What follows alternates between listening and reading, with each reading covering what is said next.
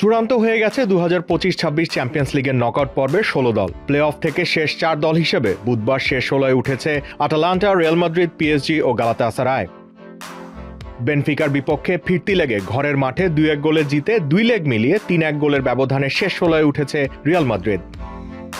মোনাকোর বিপক্ষে ঘরের মাঠে ফিরতি লেগে 2-2 গোলে ড্র করে 5-4 ব্যবধানে এগিয়ে থেকে নকআউটে উঠেছে পিএসজি। প্রথম লেগে বরুসিয়া ডর্টমুন্ডের মাঠে 2-0 গোলে হারা আটালান্টা ঘরের মাঠে জিতেছে 4-1 গোলে। 4-3 গোলে এগিয়ে থাকা ইতালিয়ান দলটি উঠেছে শেষ 16-এ।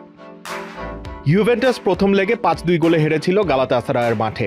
ফিরতি লেগে ঘরের মাঠে প্রথমার্ধে ব্যবধান কমায় তারা। দ্বিতীয়ার্ধের শুরুতে 10 জনের দলে পরিণত হয় ইতালিয়ান দলটি। তবে 70 ও 82তম মিনিটে আরও 2 গোল করে 2 লেগ মিলিয়ে স্কোর লাইন 5-5 করে ফেলে তারা।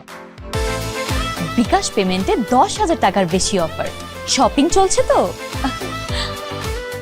অতিরিক্ত সময় আর পেরে ওঠেনি ইউভেন্টাস। 2 লেগ মিলিয়ে 7-5 গোলে জিতে শেষ 16-এ ওঠে গালাতাসারায়। আগের দিন প্লে অফ থেকে শেষ 16 টিকিট নিশ্চিত করেছে Atletico Madrid, Bayer Leverkusen, Newcastle United ও বোডো গ্লিম্ট।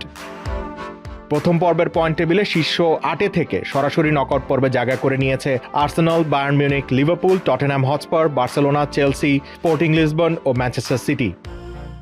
শুক্রবারও অনুষ্ঠিত হবে শেষ 16 ড্র।